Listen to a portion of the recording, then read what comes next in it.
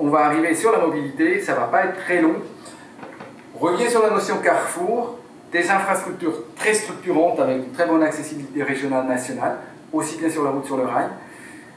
Sur cet axe, il y a aussi du TER, qui rend donc pour certaines parties aussi l'accès sur Châtellerault ou sur Poitiers très intéressant. Notamment l'axe Châtellerault, passant par le Futuroscope qui va jusqu'à Vivonne, mais aussi direction de La Rochelle, de Limoges, vers la Touraine. Alors, j'ai déjà parlé de la liaison est-ouest à améliorer. Quand on regarde les flux domicile-travail, donc là on a uniquement les flux de transport entre le lieu d'habitat et le lieu de travail. On sait très bien qu'on utilise la voiture pour plein d'autres choses aussi. Et quand on regarde que ça, on voit l'importance des flux qui convergent sur Poitiers, du centre et communes limitrophes.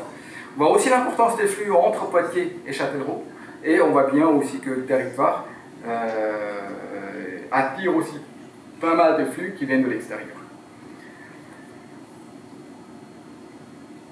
Quand on parle de choix multimodal, c'est le choix de choisir entre la voiture, bus ou le train. En tout cas, je ne suis pas dépendant de la seule voiture.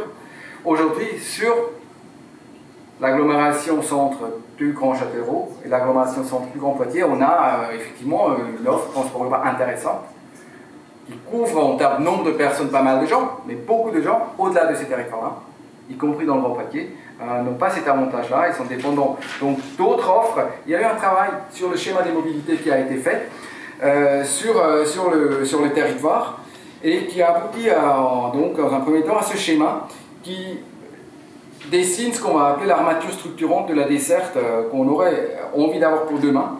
C'est très bien, on ne peut pas desservir chaque bourg, chaque village, il n'y aura personne dans les bus, ça coûte une fortune, ça ne marchera jamais. On sait très bien aussi un bus qui ne passe qu'à 8h15 le matin et à 5h moins le quart le soir, il n'y aura personne dedans. Donc il faut mettre du transport, mais aussi organiser le développement de sorte que ces transports soient utilisés.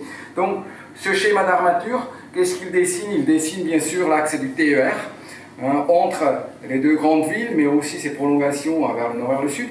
Dans les flèches blanches, vous savez, ce qu'on va appeler les lignes interurbaines, donc une desserte des, ce qu'on appelle dans le SCOT les pôles d'équilibre, donc les pôles des bassins de vie.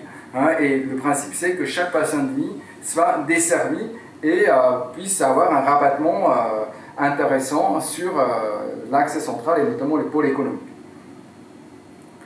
Et bien sûr, pour le reste, il faut trouver d'autres solutions, et c'est les solutions alternatives.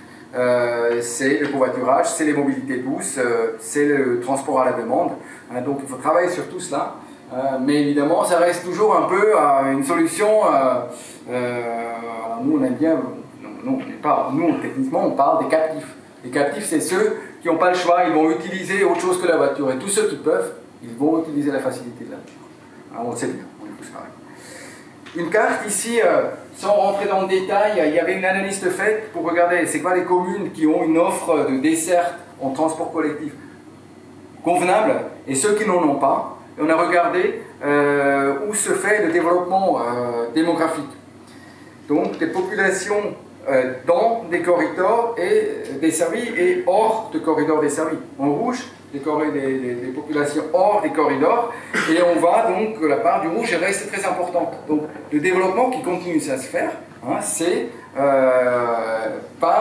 n'y a pas de focalisation, de renforcement sur les axes qui sont desservis. Ceci pour dire, déplacement et énergie, c'est étroitement lié. 43% de la consommation énergétique globalement sont liés au déplacement. Et un quart de cela est lié uniquement au déplacement domicile-travail. Parfois on nous dit mais il n'y a pas que le déplacement domicile-travail, c'est vrai, mais c'est quand même très important, et donc là un enjeu important pour le SCOT. Donc en résumé, une meilleure articulation entre lieu d'habitat et d'emploi, favoriser le report modal, utiliser l'atout du TER, développer le transport par car en complémentarité de ce dernier, renforcer les liaisons qui ont aujourd'hui des dessertes très intéressantes. Vous savez, alors là, une fréquence entre Châtellerault et Poitiers qui est quelque part en termes d'offres de transport un grand atout. Une stratégie de déplacement globale qui limite la dépendance, qui intègre aussi les alternatives à la voiture, et donc j'en ai parlé, et évidemment intégrer dans tout cela aussi les aspects et de santé.